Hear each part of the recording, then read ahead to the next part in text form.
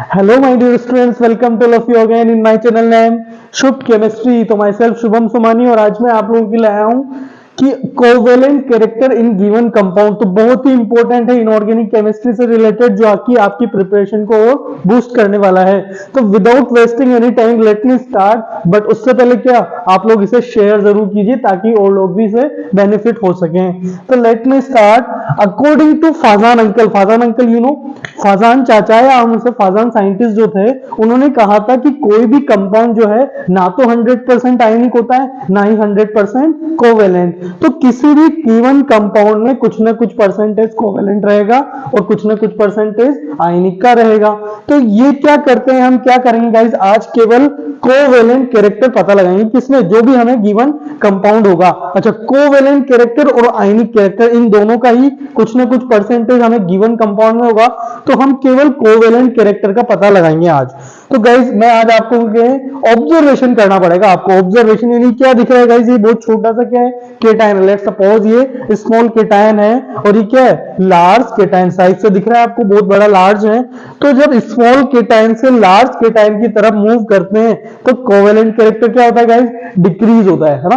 आप ऑब्जर्व करें, वो सबसे लास्ट में आपके लिए एक फॉर्मूला बहुत सिंपल निकाल दूंगा, लेकिन फर्स्ट ऑब्जर्वेशन करना जरूरी है। तो स्मॉल केटायन से लार्ज केटायन की तरफ जब मूव करते हैं तो कोवेलेंट परसेंटेज क्या होता है गाइस, डिक्रीज। अच्छा, इसका मतलब क्या है, आयनिक परसेंटेज क्या हो रहा होगा, इंक्रीज हो रहा होगा क्या, है ना। तो दो ही परसेंटेज हो सकते हैं। One more observation you should do that, इस बार मैंने क्या ले लिया, एनाइन ले लिया है ना। तो ये क्या दिख रहा है सबको, स्मॉल एनाइन, और ये क्या दिख रहा है, लार्ज एनाइन। तो जब हम स्मॉल से लार्ज एनाइन की तरफ मूव करते हैं तो कोवेलेंट कैरेक्टर क्या हो रहा है गाइस, इंक्रीज हो रहा है। अगेन इसके दो मतलब है, कोवेलेंट कैरेक्टर इंक्रीज हो रहा है मतलब आयनिक कैरेक्टर क्या हो रहा होगा गाइस, डिक्रीज हो रहा होगा। तो आपने दो ऑब्जर्वेशन किए और इन दोनों ऑब्जर्वेशन को जब कंबाइन करते हैं, अच्छा इसके अलावा थर्ड वन, अगर हम चार्ज से भी देखें तो चार्ज यहाँ क्या दिख रहा है गाइस, छोटा, और यहाँ पे क्या है, चार्ज हाई चार्ज, यानी जब लो चार्ज से हाई चार्ज की तरफ होता है तब भी क्या होगा गाइस, कोवेलेंट परसेंटेज इंक्रीज हो गया। तो जब इन तीनों ऑब्जर्वेशन को हम मिक्स करते हैं, क्या किया गाइस, सबसे पहले हमने केटाइन की साइज से रिलेट किया, उसके बाद हमने एनाइन की साइज से रिलेट किया और फिर लास्ट में चार्ज से रिलेट किया। तो इन तीनों ऑब्जर्वेशनों को जब हम कंबाइन करते हैं तो हमारे पास एक फॉर्मूला आ रहा है, बहुत इंटरेस्टिंग फॉर्मूला बन रहा है, स्केल वही जो फिट वगैरह हम यूज करते हैं। S4 क्या है, स्मॉल, C4 क्या है गाइस, केटायन, A4 क्या है, एनायन, NL4 व्हाट, लार्ज। यानी कि स्मॉल केटायन और लार्ज एनायन होगा तो क्या गाइस, एक परसेंटेज CI बोले तो covalent percentage in ionic compound. हमें सिर्फ कोवेलेंट परसेंटेज निकालना आता है, कैसे, स्केल को यूज करके। तो सिर्फ आप इतने से फॉर्मूले को, स्केल याद रहेगा गाइस, स्केल से यानी कि स्मॉल केटायन लार्ज एनायन होना चाहिए, उसी में कोवेलेंट परसेंटेज क्या होगा गाइस, ज्यादा होगा। अच्छा, कोवेलेंट ज्यादा है मतलब आयनिक क्या हो रहा होगा, कम हो रहा होगा। तो let me practise with some questions. Let suppose कुछ हमें कंपाउंड्स गिवन है, हमें पता है सबके सब आयनिक और कुछ ना कुछ परसेंटेज कोवेलेंट का होगा। तो हम कोवेलेंट कैरेक्टर को डिफाइन करते हैं ना। ध्यान रखना क्वेश्चन में कई बार वो आयनिक कैरेक्टर पूछता है, तो अभी हम केवल कोवेलेंट परसेंटेज निकाल सकते हैं। तो कोवेलेंट परसेंटेज निकालते हैं। इसके यहाँ पर गाइस केटाइन सब में सेम है क्या, सोडियम Na+ सब में सेम होगा, तो केटाइन से काम नहीं चलेगा, हम एनाइन की देखेंगे। और एनाइन की साइज क्या होनी चाहिए गाइस, सबसे बड़ी। तो सबसे बड़ा एनाइन कौन होगा, I- या F-, I- बड़ा होगा, इसलिए क्या हो गया, कोवेलेंट परसेंटेज इसमें सबसे ज्यादा होगी। इसी तरह बात करते हैं, यहाँ पर देखो क्लोराइड, यानी कि एनाइन सेम है क्या, तो केटाइन के बारे में डिस्कस करेंगे।